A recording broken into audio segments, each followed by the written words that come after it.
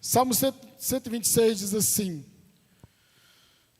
Todos encontraram?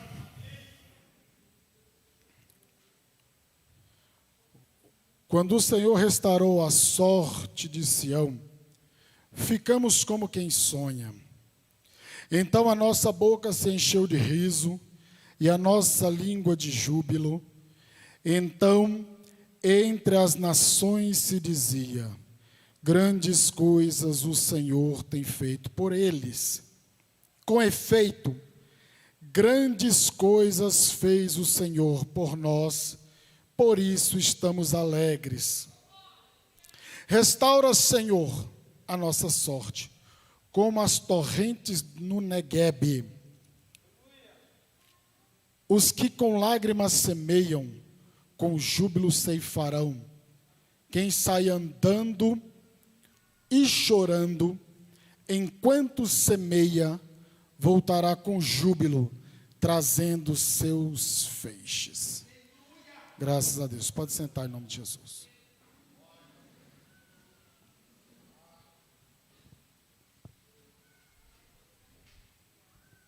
Aleluia. Salmo de número 126 é um salmo bem conhecido de todos nós. Jorge, se você puder tirar um pouco do grave aqui, ó, que está muito grave. Glória a Deus, aleluia, Jesus. Amém. Olha só, o salmo de número 126 é um salmo bastante conhecido. É o cântico de romagem, o cântico dos degraus. E aqui o contexto que se apresenta este salmo, ele fala sobre o retorno do povo que estava no cativeiro babilônico e estava retornando para Jerusalém. A gente sabe que a primeira geração entra na terra prometida, uma outra geração, ela passa a fazer coisas que não agradam ao Senhor, e uma outra geração também continua nesta situação. Então, diante de todo esse cenário, por conta do pecado, da incredulidade, da desobediência, o povo de Israel é levado, o povo de Judá, melhor dizendo, Judá estava no Reino do Sul, não foi todo o Israel. Eles são levados para o cativeiro babilônico. O cativeiro babilônico, a Babilônia estava governada por Nabucodonosor. E o profeta Jeremias, ele profetiza esse cativeiro. Ele, com os seus olhos, ele contempla essas pessoas serem levadas da sua terra natal para a terra da Babilônia.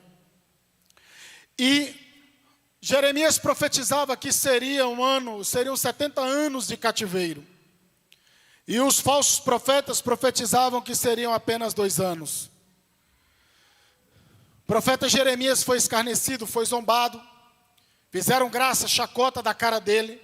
Foi preso, foi para o calabouço, foi para o poço, foi para a prisão no pátio da guarda. Ele passou por algo muito delicado, porque profetizava em um contexto de rebeldia e desobediência. A gente sabe que o rei, ele sabia no seu coração que Jeremias estava certo, mas ele não queria dar o braço a torcer, porque ele queria fazer média com o povo e não estava com o coração totalmente sincero na presença de Deus. E aí, Deus permite que esse povo vá para o cativeiro.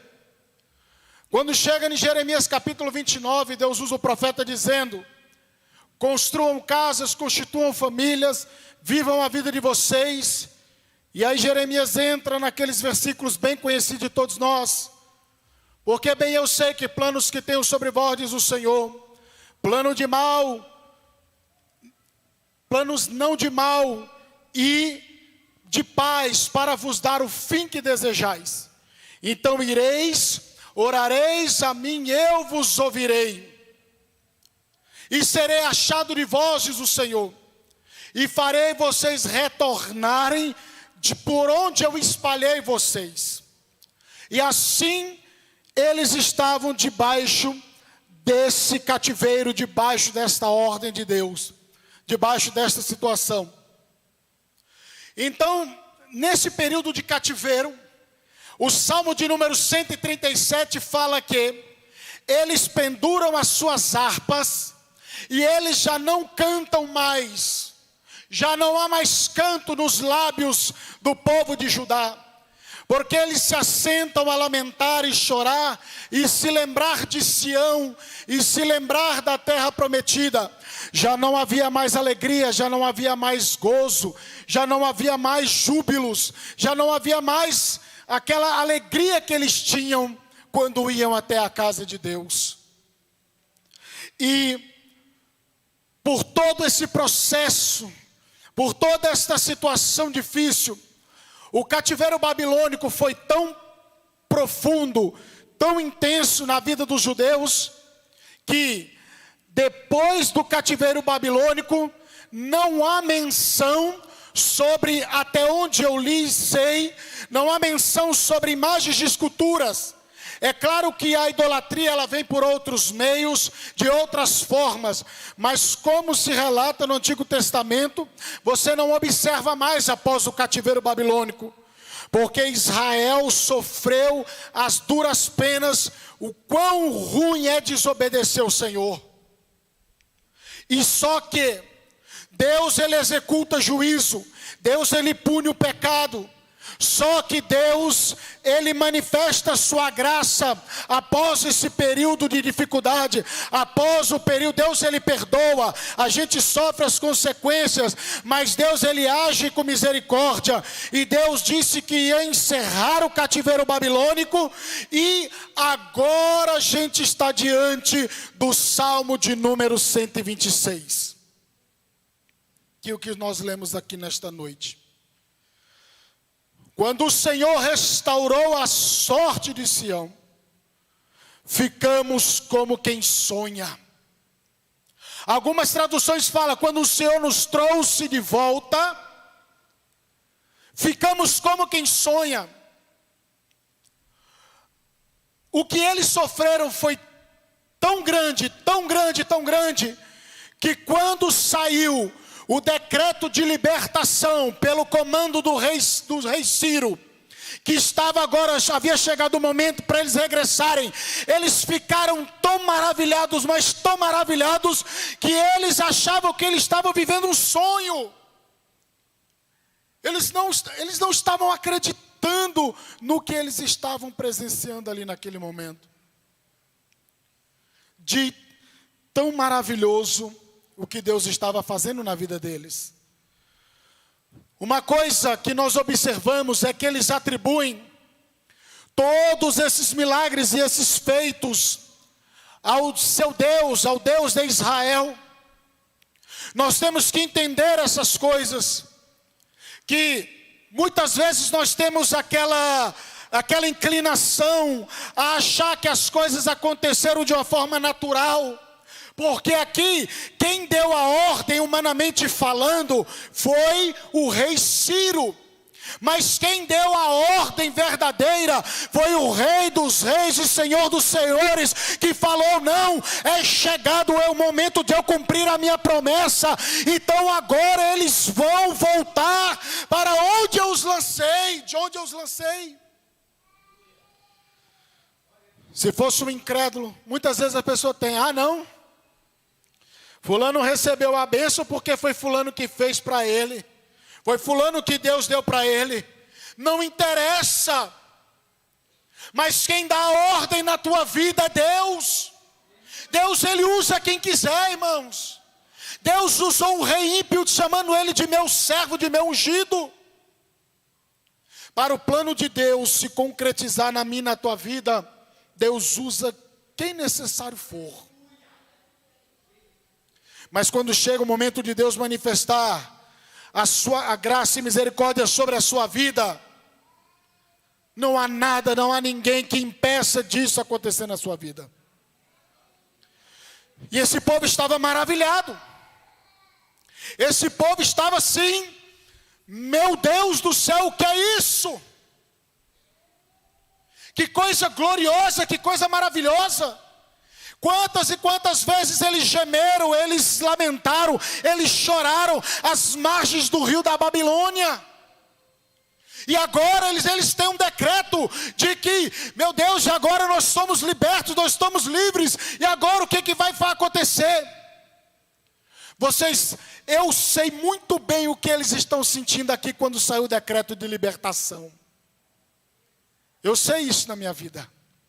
Eu fiquei bobo. Eu fiquei com medo de subir escada rolante. Eu agarrei na Bíblia e saí andando de trás do meu pai, de trás da minha mãe, da minha irmã. Porque Deus decretou que 11 de julho de 2005 eu sairia do presídio. Meu pai, minha mãe volta para Aragoiânia, leva minha sogra, leva minha esposa, que até então era minha namorada. Aí leva elas de volta para Aragoiânia. Meu pai me leva e a minha irmã me leva para aguardar a minha mãe. E a gente fica no hotel, e aí quando a gente vai no shopping ali no Flamboyant, que chega diante da escada rolante, eu fico bem assim. 3 anos e meio fechado, vivendo um mundo, vivendo uma realidade. Agora eu estava na rua, sem uma escolta, sem um agente prisional. Porque quando eu fui fazer um exame de ecocardiograma, ali no hospital em Goiânia, e um agente prisional me escoltando, todos estavam com os olhos arregalados sobre mim. Mas naquele exato momento não tinha ninguém. Aleluia, só tinha os olhos do Senhor, graças a Deus por isso. E aí eu fiquei assim eu fiquei atônito. Então eu sei o que está dizendo aqui dentro dessa palavra. Eles ficaram, meu Deus. E agora arruma a tralha, vamos, pega os trem, vamos embora, vai partir um comboio. Vamos sair desse lugar, vamos voltar para a nossa casa, vamos voltar para a nossa terra. E aí no versículo... O que Deus faz, irmãos, é tão tremendo nas nossas vidas, na tua vida. E se você está esperando que isso aconteça na sua vida, olha só, quando Deus fizer, olha o versículo 2. Então a nossa boca se encheu de riso e a nossa língua de júbilo. Então entre as nações se dizia: grandes coisas o Senhor tem feito a estes. Com efeito, grandes coisas fez o Senhor por nós, por isso estamos alegres. Na Babilônia eles tinham perdido o cântico, eles tinham perdido a alegria, eles não queriam saber de mais nada. Só que a Bíblia diz em Neemias capítulo 13, versículo 2, é um versículo que eu carrego comigo, com meu coração, é que Deus transforma a maldição em bênção. Louvado seja o nome do Senhor. Aquele povo estava debaixo de juízo, estava debaixo ali de uma pena, de uma sentença, mas Deus fez um milagre na vida do seu povo. E o cântico voltou. O riso voltou. As gargalhadas, o riso, o cântico, a exultação. E o que Deus fez foi tão tremendo que as nações gentílicas, as nações ímpias, tiveram que olhar para Israel, para Judá e falar: grandes coisas o Senhor fez por estes. Eles estavam presos e agora foram libertos. 70 anos de cativeiro. Deus verdadeiramente é com esses. E em nome de Jesus Cristo sobre a tua vida nós ministramos, aleluia, que quando Deus fizer para a glória do seu santo nome, quando Deus fizer algo na tua vida, todos terão que ver o Senhor que tu serves. Aleluia, porque Deus encheu os lábios de cânticos e risos, que redundou em louvor e honra ao seu santo nome. Deus faz, é para a glória dele, viu? Não é para a sua glória. Não é porque você é bom, eu sou bom, é para ele. E aí a gente pega carona na bênção, né? E Deus honra a gente pela sua misericórdia.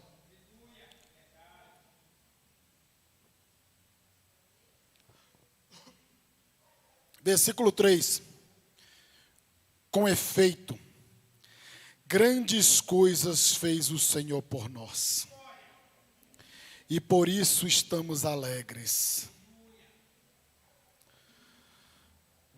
A Bíblia fala, no Salmo 30, verso de número 5, se eu não me falha a memória, que a ira do Senhor dura um momento, e o choro dura uma noite, mas ao amanhecer vem a alegria. Mateus capítulo 5, verso 4.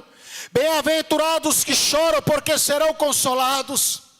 Apocalipse fala que aqueles que choram, que oram nos pés do Senhor, vem o anjo do Senhor e recolhe aquelas orações, que são as orações, ele colhe ali aquelas orações, que são as orações dos santos, e levam até a presença do Senhor. Então saiba que a oração que você faz com lágrimas, com o coração arrependido, com sinceridade, Deus recebe no seu trono de glória. Aleluia. E você vai poder dizer: grandes coisas fez o Senhor por nós. Talvez você esteja no período da semeadura. Talvez você esteja, aqueles estão cantando por causa do regresso. Por alguns que já haviam regressado, talvez você esteja lá nos versos 5 e 6, talvez semeando ainda. E no versículo 4 ele diz assim, a palavra de Deus: restaura, Senhor, a nossa sorte, como as torrentes do Neguebe. O que é isso, irmãos?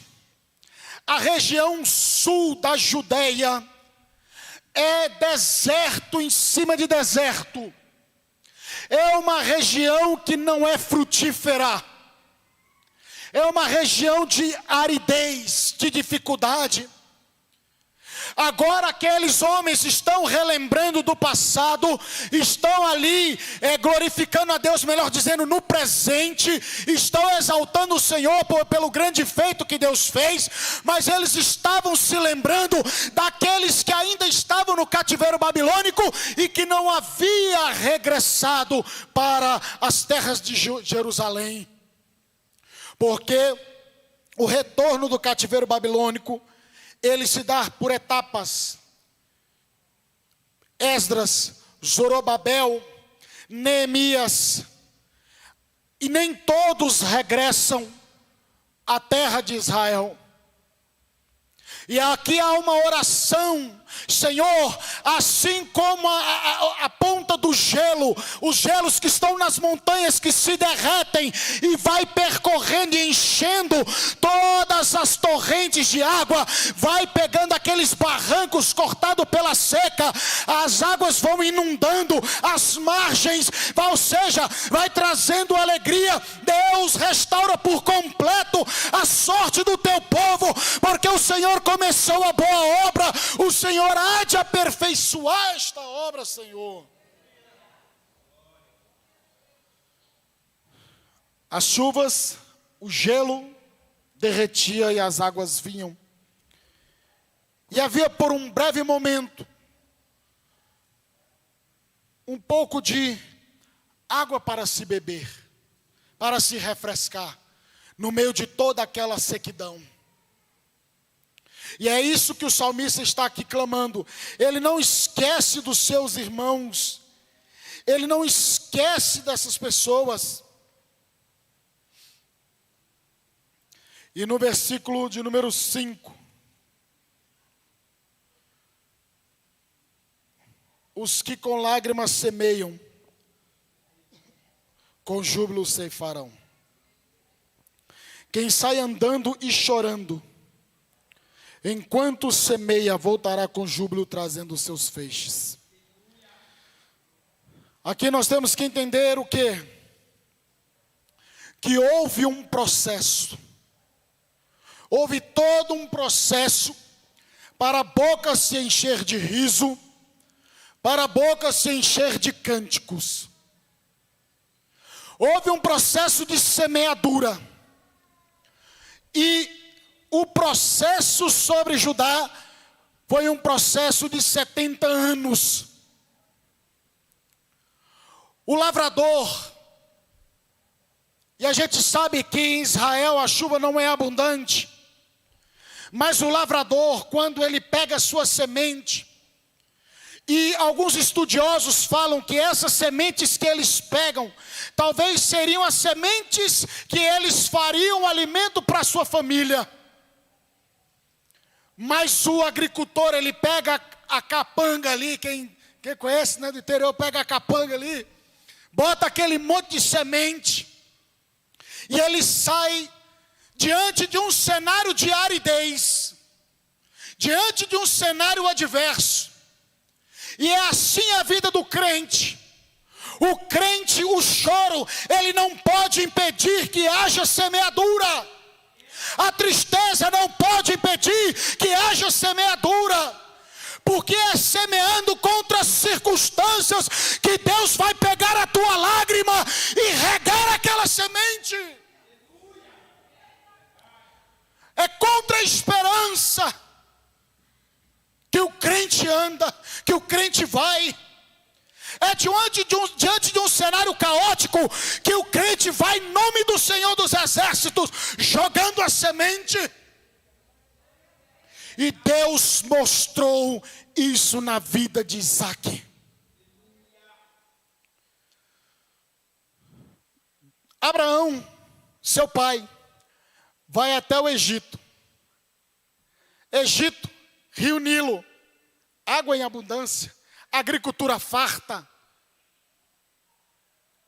Quando chega a vez de Isaque, Deus fala: não, você não vai para o Egito, você vai para Gerar. Uai, o que o senhor está agindo diferente que meu pai?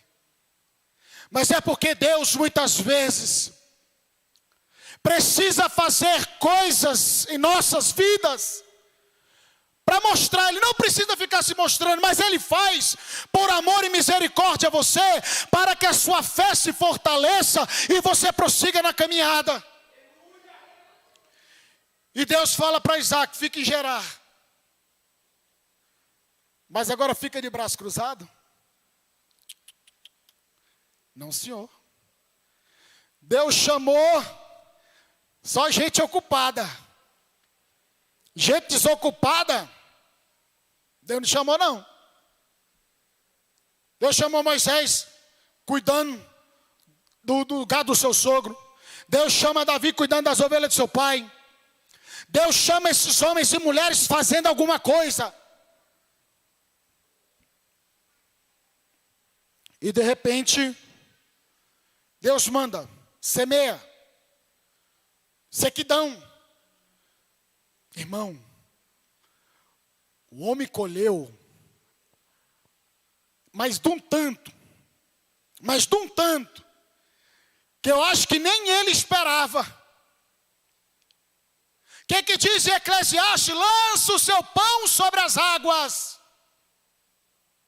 Que quando você menos esperar, Deus vai trazer algo na tua mão. Como voltando ao Salmo 126 fala que aqui havia uma semeadura, andando, chorando, semeando. Ou seja, não é parado. O crente não pode esperar as bênçãos parado de braço cruzado. Ele espera, sabe como? Orando, jejuando, clamando, lendo a palavra, alimentando a sua fé e sua esperança. É assim que o crente faz.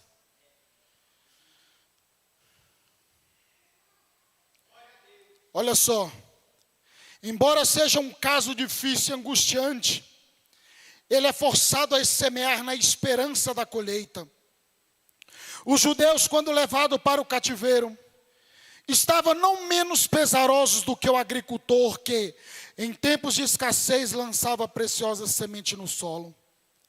Mas depois veio uma jubilosa colheita, quando foram libertados, pois o Senhor lhes restaurou a alegria, como aquilo que é experimentado em tempos de abundância. Não foi sem grande aflição e angústia de coração que foram arrastados para um cativeiro tão longo e contínuo. Era como se em tempos de escassez, o pobre agricultor que já experimentara os tormentos da fome, se visse compelido a privar-se de seu alimento, a fim de fazer provisão para o ano que vem. Vem então a promessa encorajadora de que o seu trabalho não será em vão, ao contrário, será um bom investimento. A semente da tristeza vai render uma colheita rica de alegria e esperança concretizada. Aleluia.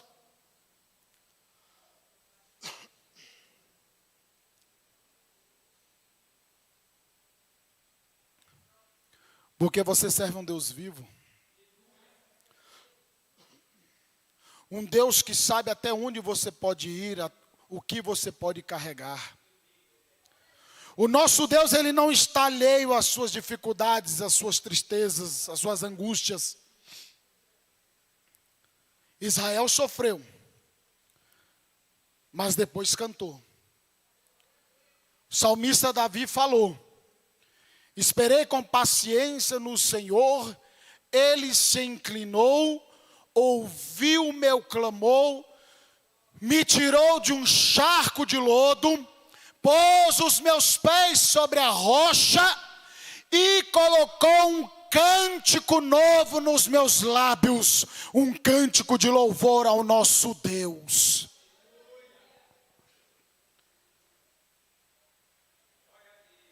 Está chorando, mas está semeando. Você vai voltar. Você vai voltar. Mas como?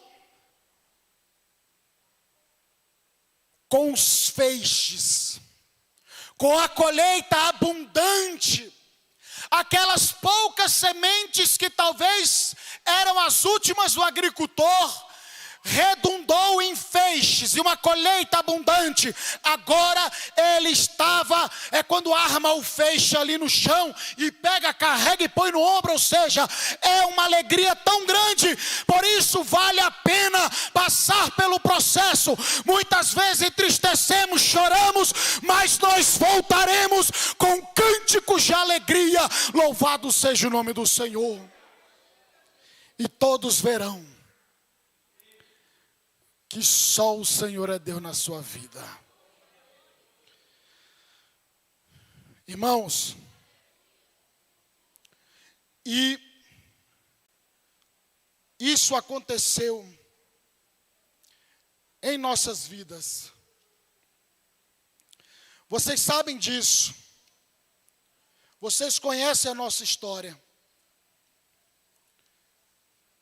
Vocês não têm ideia do peso e do fardo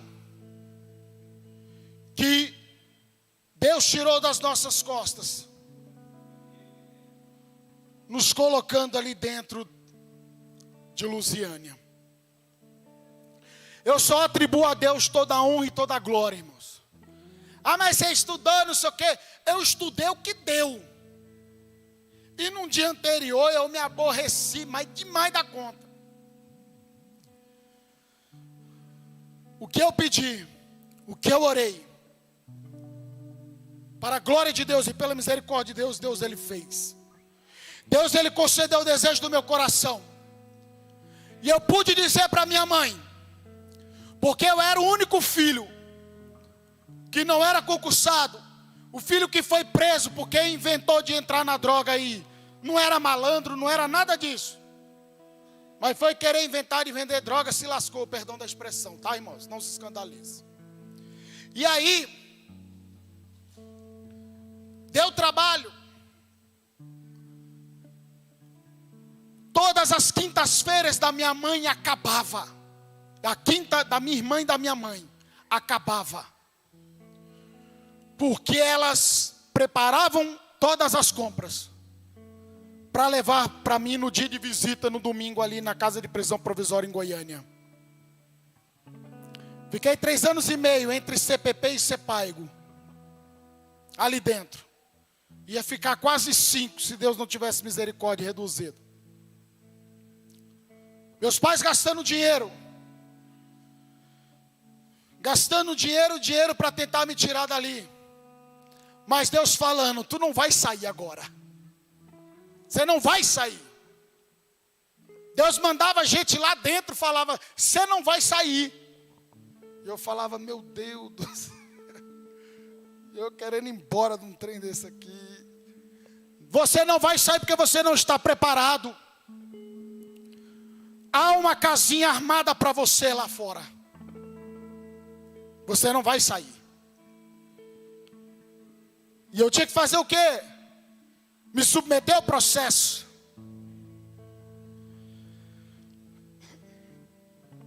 Saí 11 de julho de 2005, como eu falei.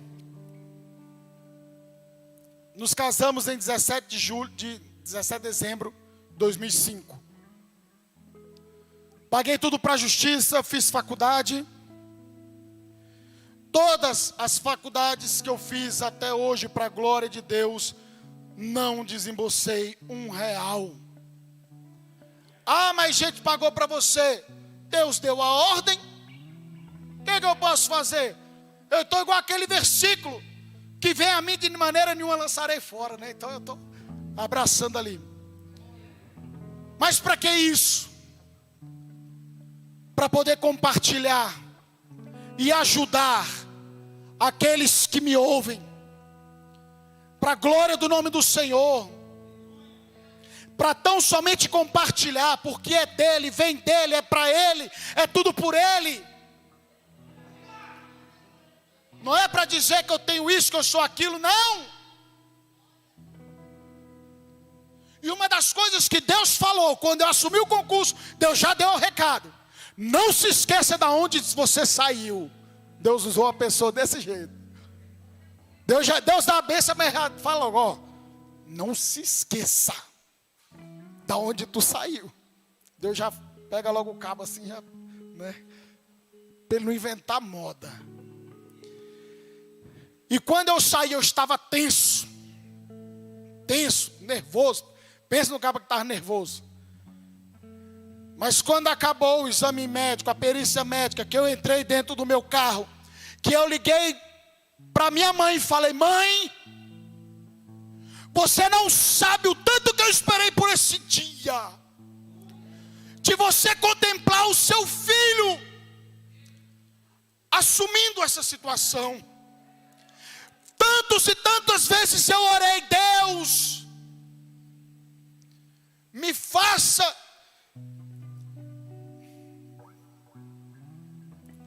E eu mandei mensagem para os meus tios por parte de pai.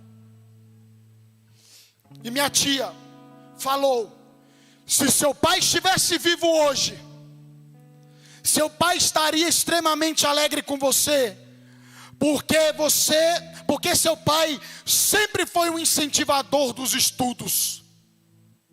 Meu pai puxou a família toda para o concurso, para os estudos. Pobre de marré, irmãos. Vivia na miséria,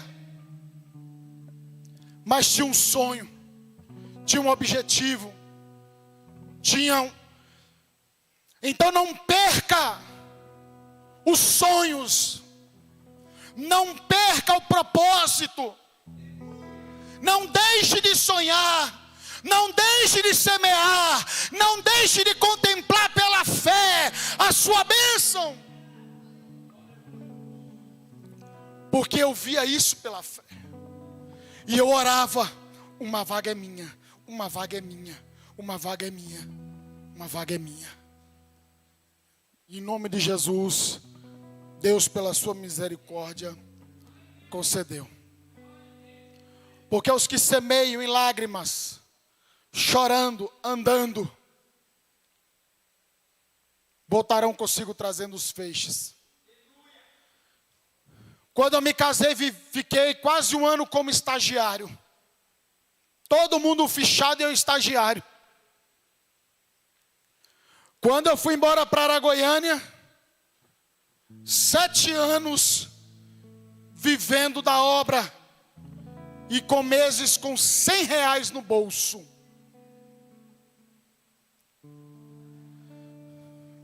Passamos em um concurso público em Goiânia. Em 26º lugar. Deus falou comigo, não. E eu falei, Senhor, não é possível um negócio desse não, Senhor. Não é possível. Numa prova lascada. Terrível. E aí, eu queimei os papéis, porque eles mandaram a AR, né? O correio mandou a AR, é da época do AR, né? Mandou, aí eu falei assim, deixa eu queimar esses papéis, porque o que os olhos não vê, o coração não sente, né? Mas eu fiquei tão perturbado que depois eu fui lá na internet e baixei os papéis tudo de novo. E aí Deus falou comigo, não usou profeta, irmãos. Deus falou comigo, falou não. Aí eu virei para minha esposa, que vocês veem ela muito calma, quieta na dela, porque é o jeito dela. Ela age nos bastidores. E eu virei para ela e falei, o que você acha? Ela virou para mim e falou assim, a decisão que você tomar, eu apoio. E eu disse, não, lá para o concurso. E depois que passou os 30 dias, ainda liguei lá, tem jeito de aceitar eu de novo. Eu ainda fiz isso ainda, irmãos. Só que não, passou os 30 dias, já era. Chegamos aqui no Valparaíso. Trabalhava 10 meses, trabalhava 6 meses. E eu falei com o pastor Elias, pastor Elias, eu vou embora para Santa Catarina.